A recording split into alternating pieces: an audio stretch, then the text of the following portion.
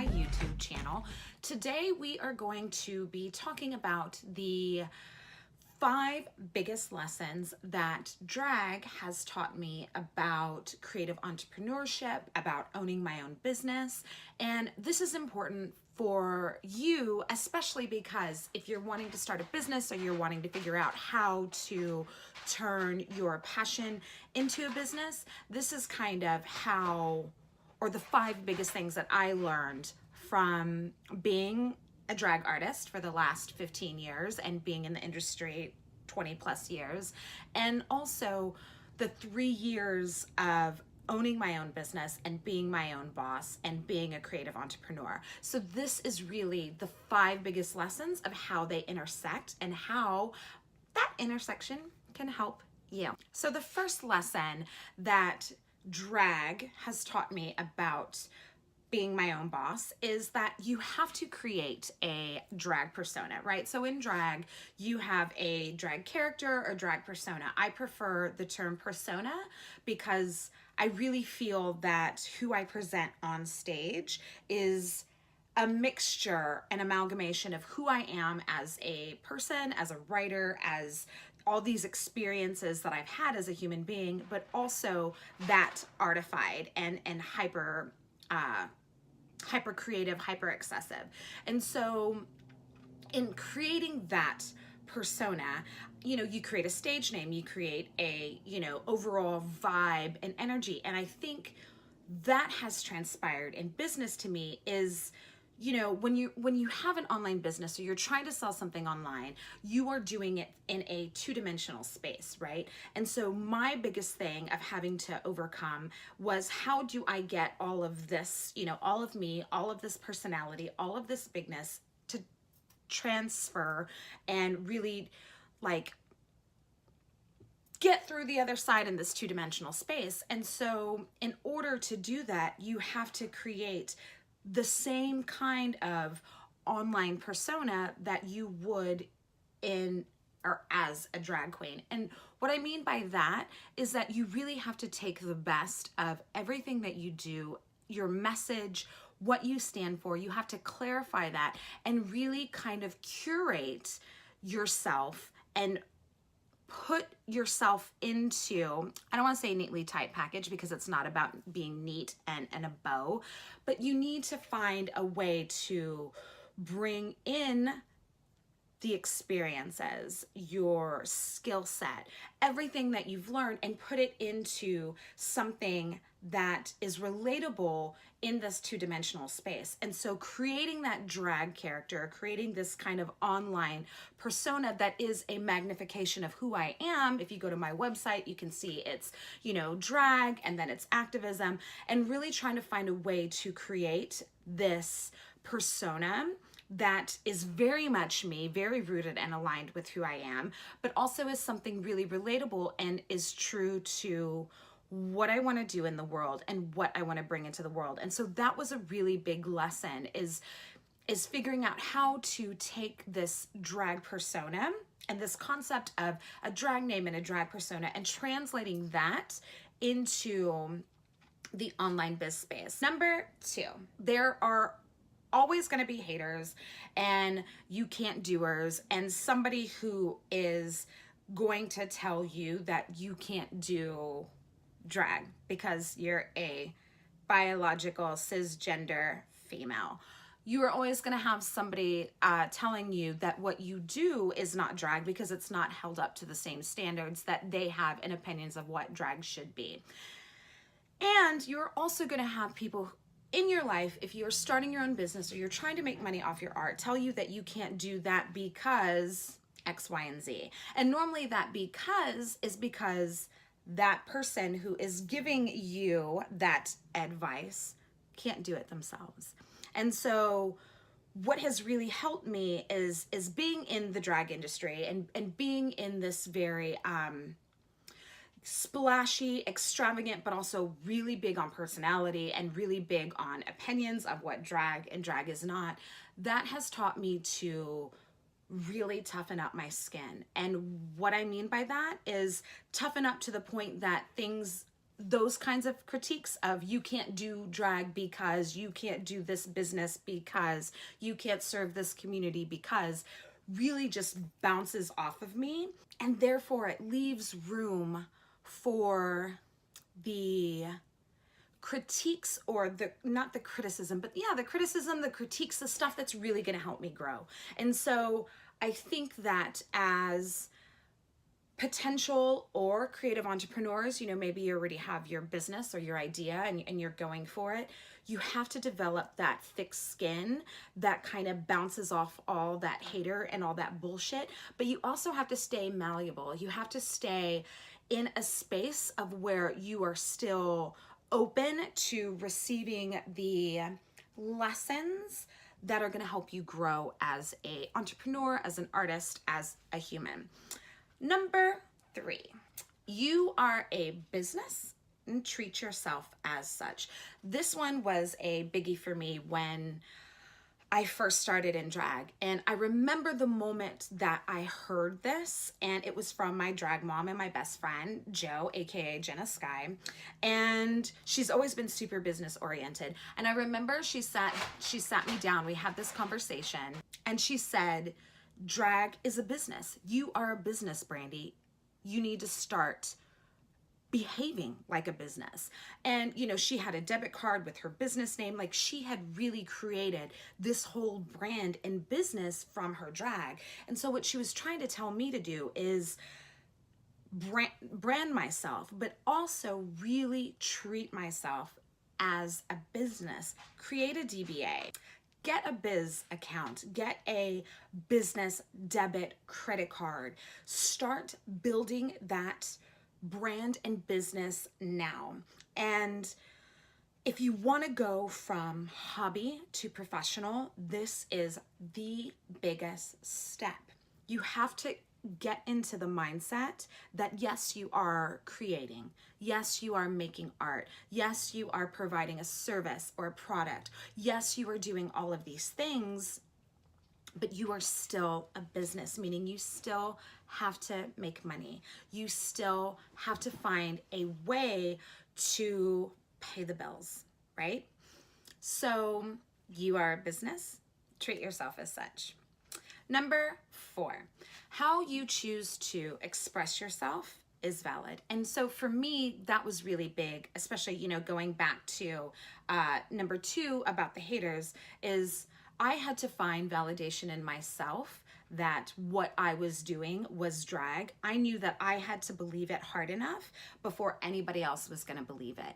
And so you have to believe, especially if you're going down the road less traveled, right? So you are wanting to become a millionaire, do whatever, make money off of your art.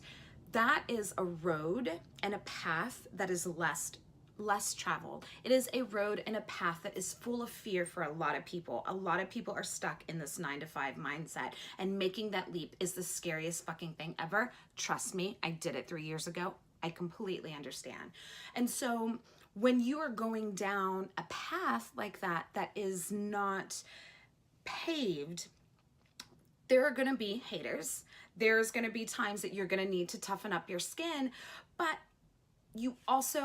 there's also time to find the validation and the affirmation of what you are doing and about to do in yourself. And that is super important. What you feel, what you do is valid. How you want to express yourself. I wanted to express myself as a drag artist, and I did. That was valid. As a writer, I want to express myself as a queer, brown female. That is also valid. As a creative entrepreneur, I want to express myself as a drag artist, as a writer, and a coach for intersectional and creative POC queer entrepreneurs. That is valid.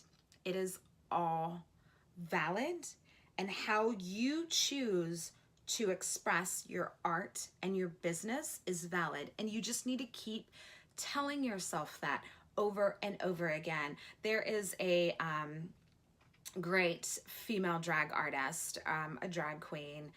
I cannot remember, Sasha.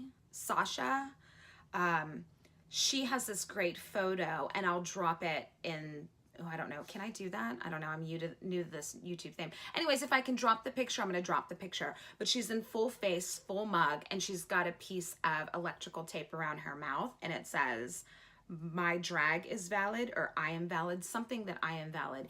And that is what you need to keep in the forefront of your mind, that how you choose to express yourself, how you choose to make money, whether that is the traditional 9 to 5 or going your own path and paving your own way, is valid. All right, beautiful friends, we are on to number 5. And this one was a biggie for me. And it is one that I'm still learning.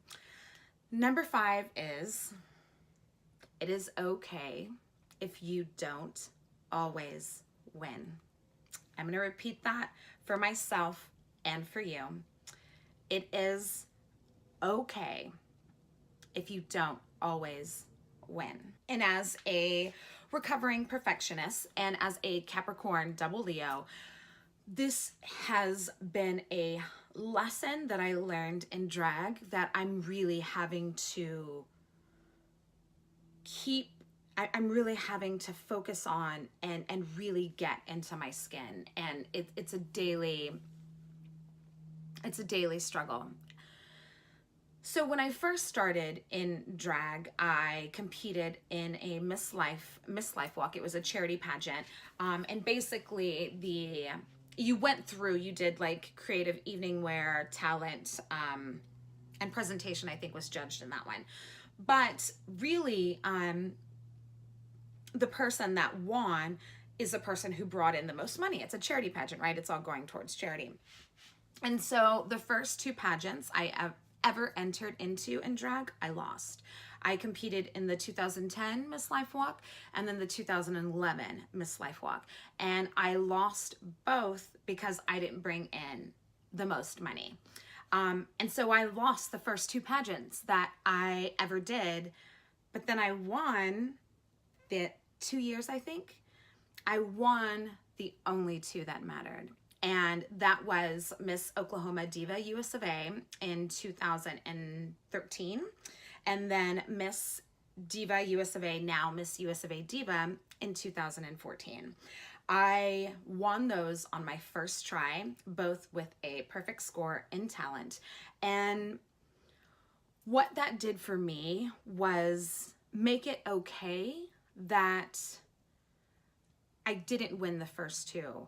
Because even though I didn't win the first 2, yes, I learned some stuff, but it was more about this lesson, right? This, you don't always have to win. And I didn't have to win those 2 winning those 2 wouldn't have made me feel any better about winning Miss US of A, the pageant that I've always wanted to be a part of, the title that I've always wanted since I was 16 and saw my first drag queen.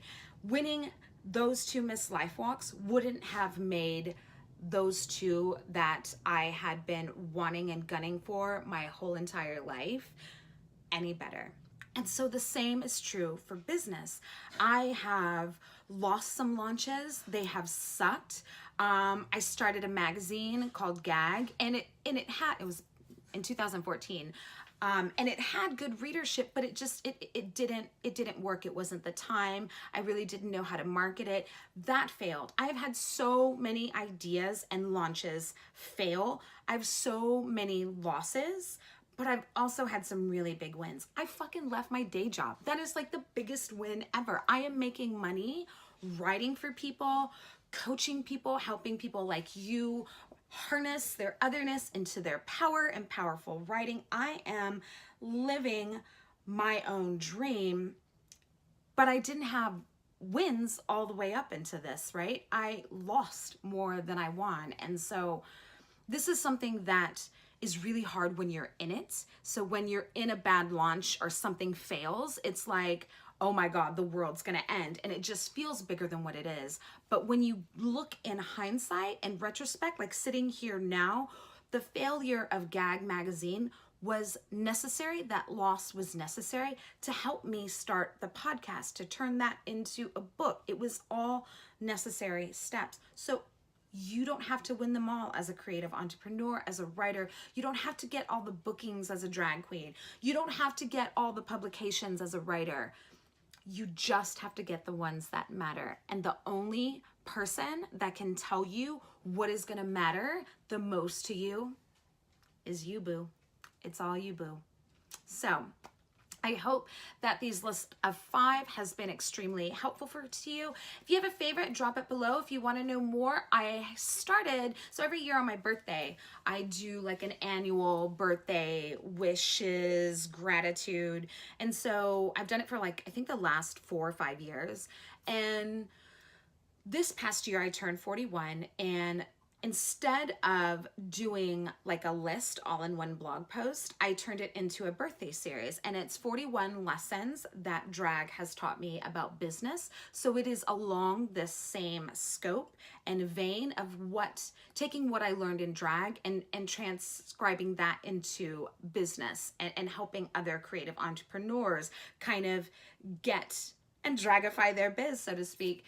But I am going to link to all 4 of those depending upon when you're watching this. Right now it is, what date is it? It is January 29th. So right now there's only 2 up, but if you see this like in March or April, all 4 will be up. So I will link to those in the section below the video in the description. And please feel free, comment, tell me your biggest takeaway from this, and if you have any questions about how drag and business and creative entrepreneurship and or writing correlates or could correlate for you specifically, drop it in the comments below. Shoot me an email, Brandi@brandiamarsky.com. My favorite thing in the whole wide world is to have conversation, to meet new people, and just help you be the motherfucking slay you are and you wish to see in the world, and I wish to see in the world. I love you, beautiful people. I will see you in the next video. Until then, go forth, be the slay you wish to see flawlessly. I love you. Bye.